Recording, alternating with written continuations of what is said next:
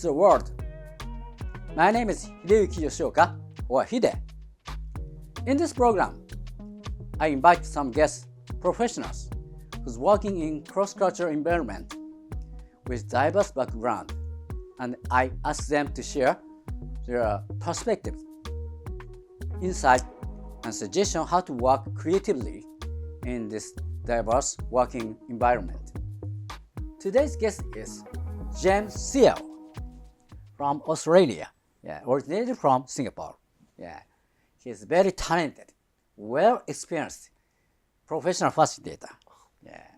This time he had chance to come to Japan for a certain project. So it's a very good chance for us to share his insights. I guess it will be a very fantastic moment. Thank you for coming, James. Thank you. Thank you for inviting me, Hide. Yeah, of course. Thank you so much. Yeah. So this time you came to Japan for a certain project. Yes. So first of all, I would like you to talk about yourself, your background, your expertise, your experience. Yes. So my first degree is in biology, so it's in sort of a hard science background. But I was also interested in the arts as well, in arts and culture. And that's when I went to Australia to study as an international student. I did my Master of Business in Arts and Culture Management there. But I did my first degree in Singapore. And so with the 2 degrees, I sort of was exposed to different ways of learning environments, different cultures between Singapore and Australia. After that, I went back to Singapore to work for a number of years before I moved to Australia to study some more and to work as well. So, I think about 2 years ago, I completed this leadership program called the Williamson Community Leadership Program at Leadership Victoria. And it emphasizes a lot on community leadership. I also did my graduate certificate with an Australian university, and I did my postgraduate studies in positive psychology, which is the science of well-being and happiness. I see. Yeah, so I'm very interested in that. But I also had, I actually did my sort of a 1-year course in facilitation. I see. And that's actually, I think it is still known as Australia's longest and most comprehensive facilitation course because it lasts so long, 1 year, and it's face-to-face, and I did it before the COVID pandemic. I see. It was a wonderful opportunity to learn facilitation skills from people from very different sectors, from all walks of life, different ages, different cultural backgrounds, different age groups as well. So it was a very diverse group, and I learned a lot from that course. Yeah. Okay, thank you very much. So this time you came to Japan for a certain project. Yes. You facilitate cross-cultural groups. Yes. In Japan. So what kind of project? Please tell me about it. Sure. Most recently, in the last 2 years, and this trip, of course, I was facilitating the Ship for World Youth, as well as the Ship for Southeast Asian Youth and Japanese, the Ship for Southeast Asian and Japanese Youth Program. So in short, we call it SWY because it's Ship for World Youth, and the other one we call it SIAP, which is an acronym for the Ship for Southeast Asian and Japanese Youth Program. So both are, they are a youth leadership, international collaboration, and a culture exchange program organized by the Cabinet Office of the Government of Japan. Yeah. And it was a wonderful opportunity to really learn, not just me learning from the participants in the program, but it was also a wonderful opportunity for them to learn from one another because we have got participants from different parts of the world, different countries, different cultures. And I also shared my views and my experience in leadership, in community development, in arts and culture, in diversity and inclusion as well. So I'm very passionate about facilitating learning. It's something that I really enjoy a lot. I mean, I have facilitated different, I would say, events. So some of them are like a training, they are like workshops. Some of them are more formal planning meetings. I see. Yeah, some of them are like health networks. And I facilitate quite a number of cross-cultural leadership programs as well for universities in Australia as well. So it's quite a good mix, and having that diverse and a broad range of, I would say, interactions with people from different sectors help me to look at issues from different points of view. That is very important to helping young leaders understand what diversity is, how to have perhaps sometimes difficult and challenging conversations with anyone from a very different background. I see. Yeah. I see. So, aside from you, Yes. Many other facilitators. Yes. They all come from different parts of the world. Yeah, Different parts of the world. Yeah, we all come from different parts of the world. Yes. Yeah, and that is the beauty of the program, to be able to have facilitators and participants from different countries, different cities, different cultural backgrounds, different walks of life coming together for several weeks of interaction. It's quite an intense program. These two leadership programs are organized by the Cabinet Office of the Government of Japan. And it's very prestigious as well. I mean, they only run this once a year. So to be selected for the program, to take part in the program, and to interact with people from so many parts of the world, it's really a very rich experience. I see. Yeah. Are they Japanese facilitators? Yes. Like, I see. I do know that in the past, not this year, but I know that in the past, yes, there have been facilitators from Japan facilitating certain parts of the program as well. But this year, there's no Japanese facilitator. Not this year. However, we do have facilitators with Japanese heritage. That means they have a Japanese background, but they are not based in Japan. I see. We have got facilities of mixed parentage. That means from Japan as well as other participants of the world. But participant includes Japanese participants. Yes, of course, definitely. It is.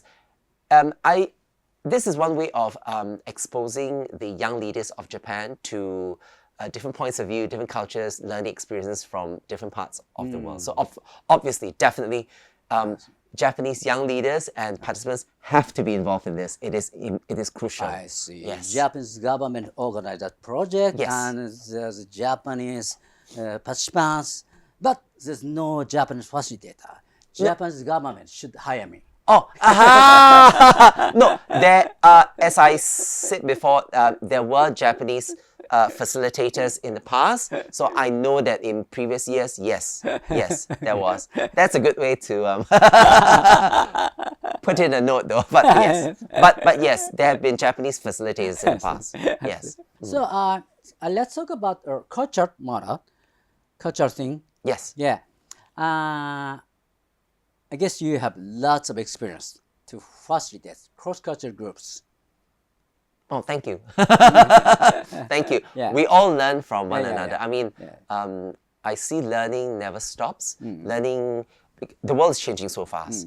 I mean, things that we know, perhaps we knew to be true and helpful in the past can change quite fast. So I find it is important to always be curious and to really try to understand why people think differently.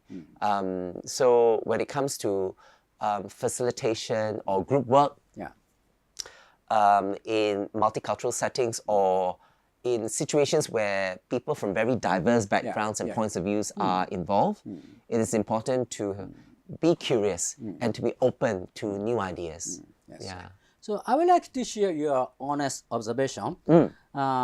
When you facilitate cross-cultural groups, which includes Japanese participants, do you see any characteristic traits in that kind of group? Yes, I have worked with Japanese participants, like in various situations, various workshops in the past. They could be learning sessions or meetings. Can I just clarify a question? Are you asking me what I have noticed about working with Japanese participants in a meeting or a workshop or a training session? Okay, these are some of my very frank and candid observations. I notice there is okay, so I am making generalizations here, which I also want to qualify what I say by explaining that not every Japanese person thinks like that. I see. It is just making general statements, okay? Yes. In general, I feel that there is a tendency to not disagree openly. I see. We all want to be in harmony, and I'm talking about the Japanese culture or perhaps the Japanese way of working. It's to not confront, it's not disagree openly. We want to protect that social harmony. So we will be very gentle about this. And even though we disagree or may not like something, we would be very careful and very subtle in the way that we make our points known. This is one observation. The second observation is that no one likes to stand out. So we would like to blend in. I see. There is a tendency for that. That's what I've been observing. And also because I noticed that in many Japanese schools, English is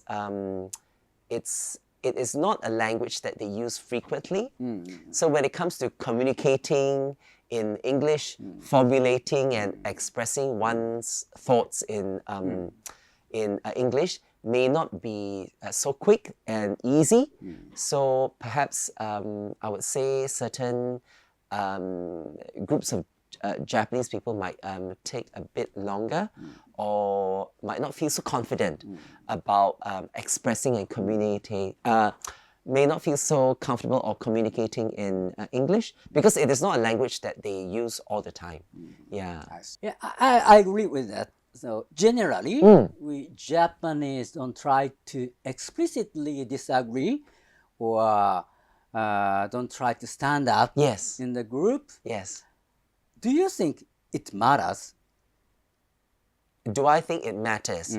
When you say it matters, do you mean in what context? Like how? It's something to be improved, something to be changed. That's a very good question. I'm looking at this perhaps from my point of view. I think it is important to speak up. I think I wonder whether there is a fear of being seen as difficult because this is not unique to Japanese culture, by the way. I see. So what I've described can be seen in other Asian cultures as well, not just in Japanese culture. I see. So and it's a question that I ask myself as well because I am also very curious. Like, is it difficult? I mean, would I appear difficult or challenging or confrontational if I disagree with you openly in a meeting, whether online or in person? Does it make it difficult? I personally think it doesn't have to be. I feel it is important to be frank and honest. I have always appreciated authentic, frank conversations. Having honest conversation and expressing your opinions honestly. Because this is how we build trust. I think trust is very important in group work. I mean, you're a facilitator yourself, so you would also appreciate that trust is so important when it comes to forming a group and having that deep, meaningful relationships in teamwork, right? So whether it's for learning or in the office, in the corporate environment, or in government, or in schools, it's the same. Trust is so important. If I do not tell you what I mean and what I truly want and feel, you will always be thinking, okay, what is James trying to say? You will always be guessing. And I think that's not efficient, that's not productive, that's not effective. So it is important, I feel, to really have authentic and frank conversations. But that also means that as a facilitator, whether you're a supervisor at work or you're chairing a meeting or you're facilitating like a planning session, we need to create psychological safety. That is important because once psychological safety is built and trust is felt and sensed, people tend to lower their defenses and they begin to open up more and say, I think being frank also requires courage, and that needs, I guess, to be taught in schools, in the family, in your social groups, in the clubs or the communities that we are involved in. And so this courage needs to feel like, okay, I can be frank, and yet I won't be judged harshly. I won't be criticized for speaking my mind. It may be different, but it's okay. I think often in this global climate of alienation, division, and polarization, we can see it happening in different parts of the world. Sometimes I wonder how open people are to having challenging or difficult conversations. If you speak your mind and I speak my mind, and if we don't agree, how? I don't think it is necessary to convince each other what we think. I don't have to get you to think like me. You don't have to get me to think like you. However, I think it is important that we create that safe space for you and I to have genuine conversation so that we can hear each other, understand each other's point of view, why you think differently from me, without having to feel like we have to agree. I see. Yeah, that is important, I feel. I see. And it's a skill that anyone can learn. Yeah, I see. So I guess you have lots of experience to facilitate the group, which includes Japanese. Yes. And when you face the situation where you invite participants, you can speak up anything. Yes. And non-Japanese speakers, and most of Japanese keep silent. When you face that kind of situation, yes. how do you address? At the beginning of any meeting, I will always emphasize a group agreement, which is to, I would try to build trust in the group and say, this is a group agreement. In order for our meeting or our learning session, it can be only one session or it could be several sessions in the series. I would say, let's form a group agreement. This group agreement is very important. And I wonder how many facilitators actually do it, because I think it is a good practice. And at the beginning, it is to have everyone to agree that this is our group agreement. It's not my agreement. It's everyone's. All right? So in order to create this productive environment where everyone takes time off their work and busy schedule to be together, we want to achieve certain things. What are they?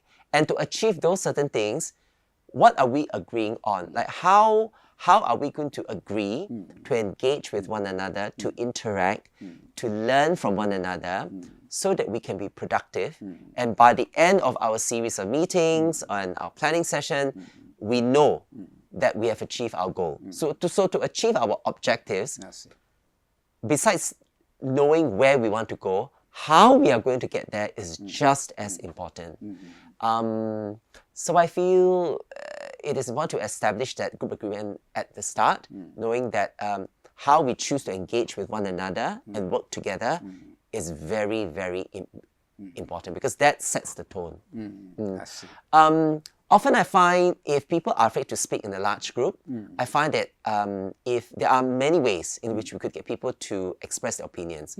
For example, we could give out small notes and say, write something. You don't have to leave a name, just write your opinion, and then I will collect it back, and then we all share with the larger group.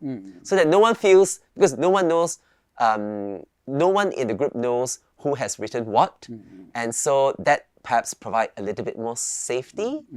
Another way to do it is to break the large group into smaller groups of 2 or 3 people and get them to share their views. This, because it's just 1 or 2 other people in the smaller breakout group, people might feel more comfortable speaking up as well. So it's not always in a large group setting. So in Japan, in the past couple of decades, we have been very passionate to be globalized. In a sense, we have been obsessed with the idea we should be globalized. So for Japanese, some people believe globalization will be equal to be westernized.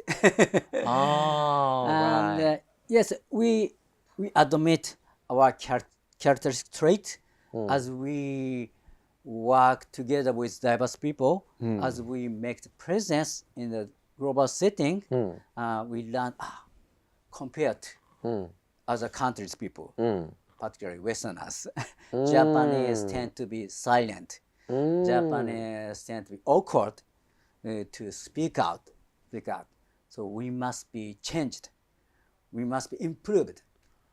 We have been obsessed with that idea, because in order for us to make stronger presence in the world setting, we should be more globalized. We should be like Westerners. Yeah, I used to be one of them, but nowadays I'm changing my mind. So that kind of effort to be globalized is almost equivalent to deny our characteristic trait. So I don't think it's correct. So we don't have to deny our characteristic trait. I'm now considering how to keep the balance between changing and keeping our good trait. Yeah. What do you think? Yeah, it's a very good point. You have made a very sharp and astute observation of what is happening, right? I can understand that almost intrapersonal conflict. This inner conflict of in order to progress, to move forward, I have to behave in a certain way. That's not quite in line with how I've been brought up to behave, or it could be not part of my culture. There is this disconnect because it's like two opposing ideas, and how do we reconcile both? It is tricky, I feel.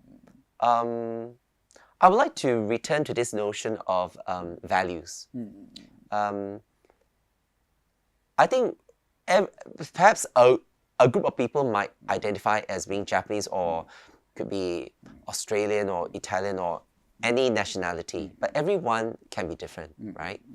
So I would like to really ask ourselves, what are our values? I see. Yeah, I don't think everyone.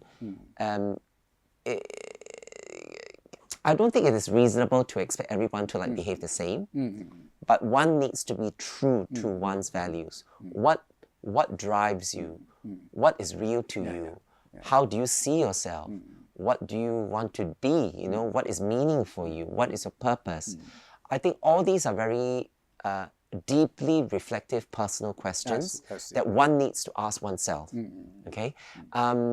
And if you're not aware of your own values, then how do you sort of survive and preserve your identity? Because you may end up being something that you don't like. And in any form of globalization, I always believe that there's always a dominant culture, right? I mean, if you open up everything, there will be dominant culture because it is natural forces at play.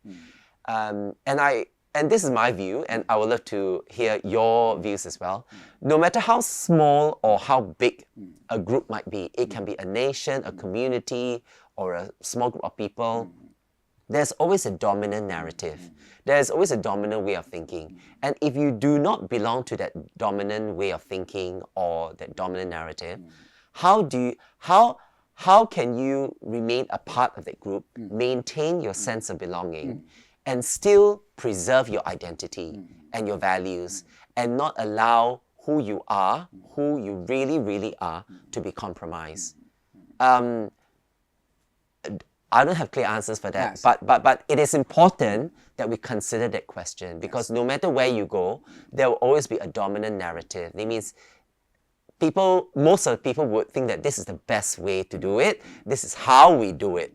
But if you question yourself, okay, but it doesn't agree with me. I am like this, which is different from the dominant narrative. So how do I fit in, feel a sense of belonging? I am still a part of the group, but can I have a little part of it that is me? I see. Yeah, right? So you're Singaporean and you live in Australia now. Yes. So in this different environment, did you have a time you revisit your cultural identity? Oh, all the time. Good question. All the time. It's funny. And I'm very happy that you asked me the question, because before I moved to Australia many years ago, I mean, even before many years ago as an international student, I didn't think much of my identity, because it's something that is always around you. So I always thought, oh, this is normal, this is natural, there is nothing special about it, because I have been brought up in that culture, in that way of life, in that way of thinking, And it is something that is normal to me. It's nothing special. I see. But once I move out of Singapore and overseas and put in a different culture, then I begin to question myself, say, who am I? You know, what are my roots? Everyone else is doing something a little bit different. How do I fit in? You know, after living in Australia for so many years, I mean, can I consider myself Australian and still be Singaporean? These are the questions I ask myself all the time. So I guess at the end of the day, it's about, there is this story by quite a Singapore well-known, I would say, let's call her like a celebrity, okay? So she once made this comment that, you know, like Singapore in school, you would, like in arts, culture, like in literature or like art study or like history, you would study another culture that's not necessarily your own. Like, for example, you would study English literature, right? So, and she talks about this experience where she goes to a different country in the UK, and she was singing this, you know, operatic songs, you know, like from, I don't know, it could be like Italian or French or like German or like English even, you know. And then the people in the UK sort of, oh yeah, this is great. You can, you know something from our culture, great.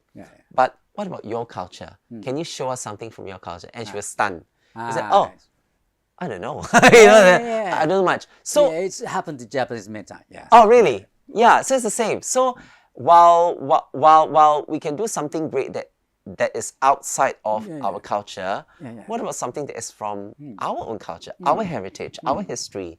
Can we showcase something from that? How much do we know about it? Yeah. So it's something that I ask myself all the time. I guess that the reflection continues, I guess. I think so. One of the things that I think is to be improved, changing is about Japanese characteristic trait is we love own culture, but however we are not good at explaining our culture, what it's like. And we have less knowledge about our history, cultural history. So when we get together with diverse people and each one shares their own culture, history, and what about you? Please tell me about your culture. So many of Japanese not good at explaining. Is that your experience? Because I find it quite differently. Like many Japanese people are very happy to share their culture with me. I mean, I've been on several like leadership training programs where I've been, I've been quite lucky to come to Japan a few times in the past, take part in culture exchange, cross-cultural leadership, international collaboration programs, both as a facilitator and a participant. So I've interacted with quite a number of Japanese people, you know, and I've seen them work, and I know what the work culture is like.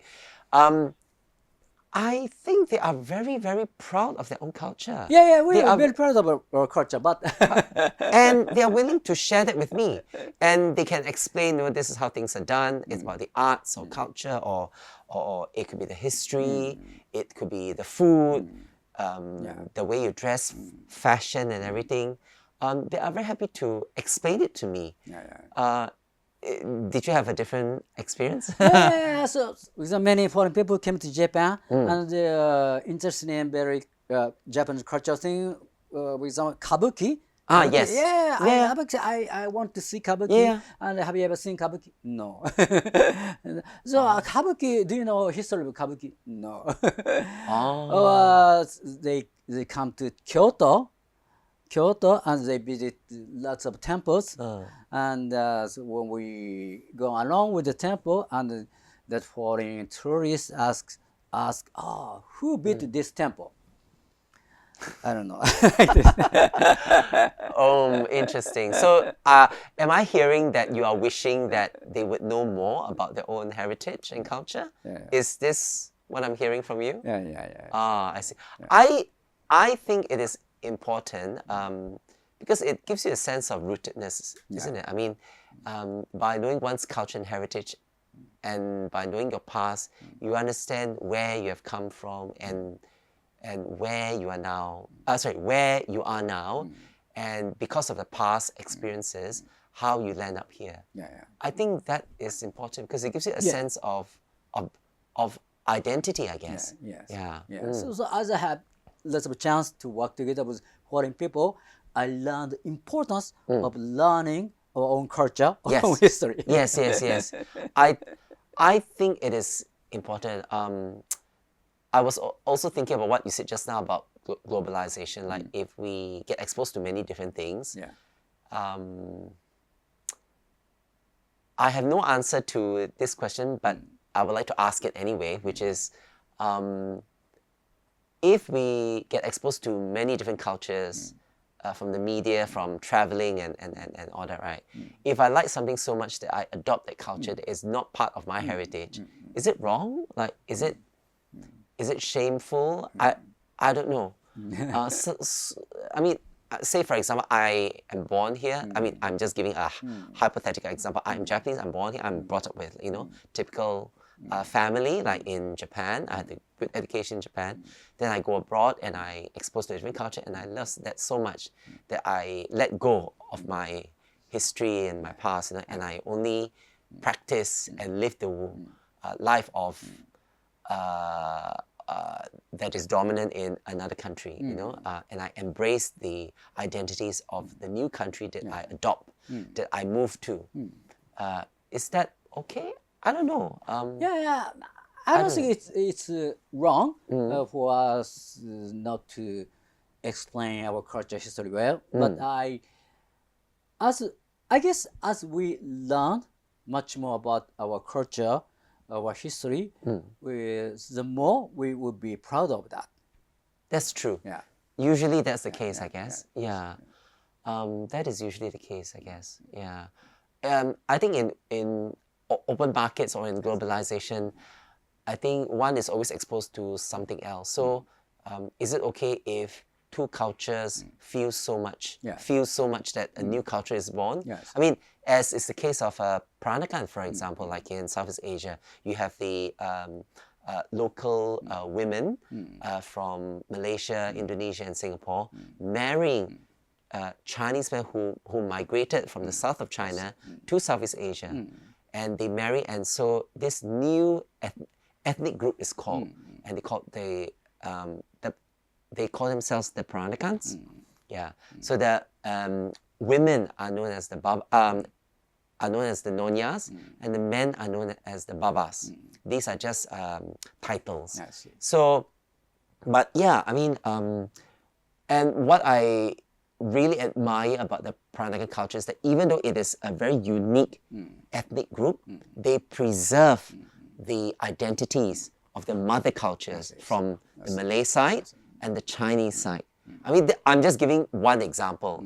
So you never know, right? I mean, things always get changed and they move along as well as time progresses, I guess. Okay, thank you. So I let move on to last topic. Yes, sure. So this podcast title is Bridge the World.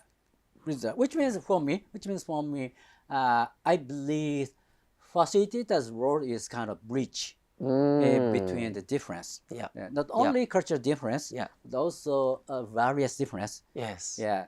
And I believe we have a mission as a professional to bridge something. The bridge the world means bridge the culture. Though we are now working, you and I, are similarly working in very cross-cultural environment. I believe we have a mission to make people work together very creatively, productively in cross-cultural situations. What do you think is the most important role for us, professional, to bridge the world, make the people creatively in diverse situations? I see it as a great opportunity. I mean, I completely agree with you. We are that connector, helping people from very different perspectives, backgrounds, worldviews to connect and to collaborate, right? Because the world is not just this big, it is like that big, you know? And so every time we expose ourselves to a different idea, different worldview, different way of looking at something, our mind grows and expands. So what is most important, I guess, for a facilitator is, first, I think the facilitator, it is so, and I think this applies to all leaders as well, not just facilitators. I mean, I see facilitators as leaders as well. I think the first most important thing is developing a keen sense of self-awareness. We all have certain biases, tendencies, inclinations. We are all partial to something. And developing the deep sense of self-awareness helps us to see and say, oh, I am actually partial towards this, and I tend to lean towards this. What about other stuff, you know? There is this quote that I read on LinkedIn just a few weeks ago. And this quote says that, you know, we have to be 10% more critical of the ideas that we agree with, and 10% kinder or more compassionate, with the people that we perhaps disagree with. And I think that is so relevant, you know, because no matter how much you dislike or disagree with something, maybe there is some wisdom in that thing that you disagree with, right? Likewise, if you fully embrace an idea or a concept, maybe some of it is a little bit out of date or like not helpful or inaccurate. We need to have that that way of thinking. So as a facilitator, I feel the first thing is to develop like a deep sense of self-awareness, so that we know, okay, where I usually tend to go, and how can I try to be as all-rounded as possible, so I can consider multiple perspectives and be able to entertain different points of view. So this is one thing. The second thing is a little bit more difficult. It is being able to hold the space for difficult and challenging conversations where opposing, unfamiliar, disagreeable ideas can come together. I see this as an opportunity to learn and grow, but we cannot grow and learn without experiencing discomfort. And I guess it is that discomfort sometimes that participants in a meeting or in a workshop or training can feel very afraid to, you know, encounter, I guess. So as a facilitator, I think it's important that we stay grounded.